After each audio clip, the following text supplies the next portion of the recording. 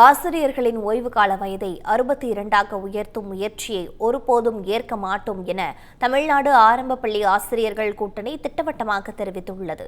இது தொடர்பாக அக்கூட்டத்தின் பொதுச் செயலாளர் மயில் அளித்த பேட்டியை தற்பொழுது பார்க்கலாம்.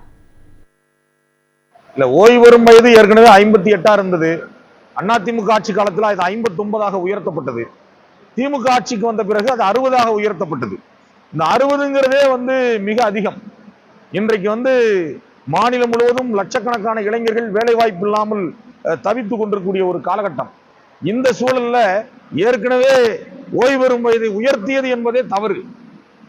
அந்த சூழ்நிலையில இது 60ஐ 62ஆக உயர்த்துவது என்பது நிச்சயமாக தேவையில்லாத ஒன்று.